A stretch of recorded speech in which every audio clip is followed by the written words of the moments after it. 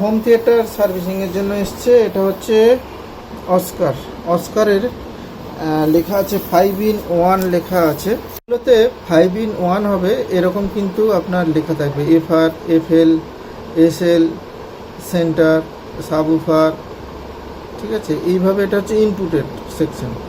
আউটপুটেও দেখুন, আউটপুটেও ঠিক একই রকম আউটপুট দেওয়া থাকবে। এই যে FR, SR, তারপর সেন্টার, এই 5খানা আউটপুট থাকবে। এটা খুললেই বুঝতে পারবেন যে 2.1 আর 4.1 এর ভেতর পার্থক্য লেখা থাকে, কিন্তু ডিফারেন্সটা আপনাদের দেখাবো।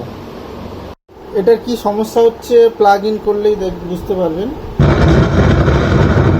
এরকম আওয়াজ হচ্ছে মানে একদম আইসির সমস্যা।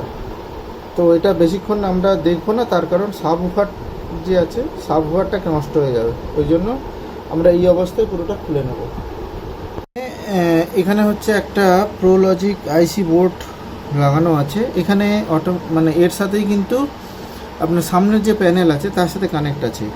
এমনি যদি বোর্ড আমি বসিয়ে দিই, মানে সাউন্ড কোয়ালিটি কিন্তু এতটা ভালো হবে না। প্রোলজিক আইসি দিয়ে যেহেতু করা থাকে যেগুলোতে, তাতে সাউন্ড কোয়ালিটি অনেক ভালো ফিল্টারিং করা থাকে।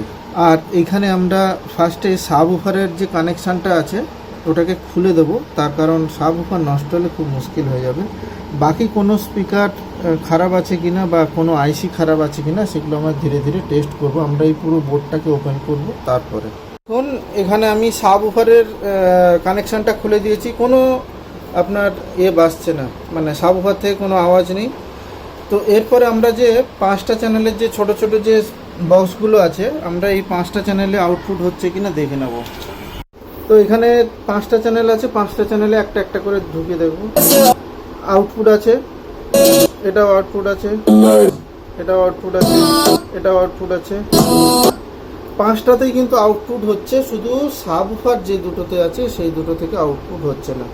তো আমরা সাবউফারের যে দুটো আইসি আছে, সেই দুটো আইসি মানে ব্রিজ করা আছে, সেই দুটো আইসি আমরা চেঞ্জ করব। আর এটার ভালো কোয়ালিটি মানে আমার কাছে যে অরিজিনাল আইসি আছে সেই দুটো আইসি ইউজ করব। এটাই হচ্ছে অরিজিনাল 5-in-1 বোর্ড। দেখুন এই বোর্ডটাও কিন্তু আমি আপনাদের আগে দেখিয়েছিলাম। এটা দেখুন 5-in-1, 6-in-1 লেখা আছে। আইসি কটা? 1 2 3 4 5, 5টা আইসিতে 5-in-1।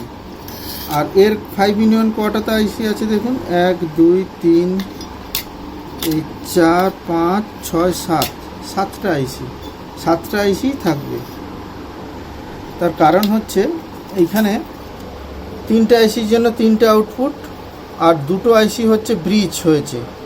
তাহলে এখানে আপনার হয়ে গেল কত? 3টে আইসির জন্য 3টে হলে আর একটা ব্রিজ হলে 3.1।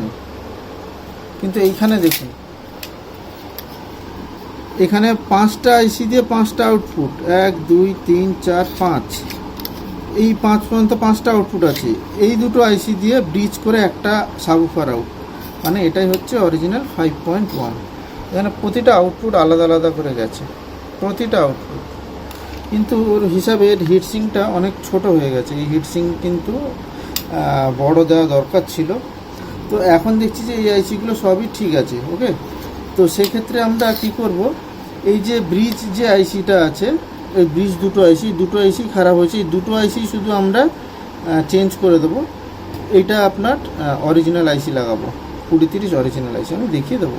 এই দুটো আইসি চেঞ্জ করব। এই দুটো আইসি আপনাদের দেখিয়ে দিই। এই দুটো আইসি, এটা এসটির অরিজিনাল আইসি, এটা এসটির অরিজিনাল আইসি দুটোই। দেখুন অরিজিনাল আইসিতে যেভাবে এই সাইডে কাটা থাকে সেই সব কিছুই আছে। এটা অনেক পুরনো, লেগগুলো দেখুন অনেক মোটা, বুঝতে পেরেছেন। এর আগে তো দেখিয়েছি আপনাকে অরিজিনাল আইসিগুলো, তো সেগুলোর ভেতর থেকে দুটো আইসি কানেক্ট করছি। যখনই আইসি লাগাবো, বিশেষ করে ব্রিজ যেটা কানেকশান করব, এই প্রতিটা যে পিনের ভ্যালু চেষ্টা করব একদম কাছাকাছি যেন থাকে। যেরকম রেড পোপটা আমরা এখানে দিলাম, এই দেখুন এই ফার্স্ট পিনের ভ্যালু হচ্ছে 715, 14 15 16 এরকম। এটা দেখি, এটা ফার্স্ট পিনের ভ্যালু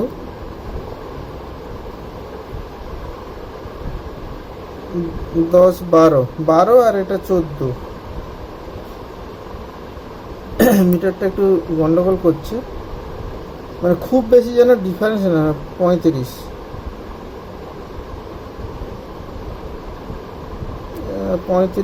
27, 30 এরকম যেন কাছাকাছি ভ্যালুগুলো থাকে। কাছাকাছি থাকলে কি হয়, আউটপুট রেজাল্টটা ভালো হয়। আর দুটো আইসি একসাথে কাজ করে তো তখন আউটপুট রেজাল্টও ভালো হয়, আর আইসিটা অনেক দিন টেকে। এর মিটারটা একটু ডিস্টার্ব করছে, তো এই মেথডে আপনারা করবেন কিন্তু। তো এখন আমরা এই আইসি দুটো এখানে বসিয়ে কানেক্ট করব, দিয়ে পুরো ফিটিংস করে আপনাদের দেখিয়ে দেবো। শুধু বেসটা চলছে দেখুন।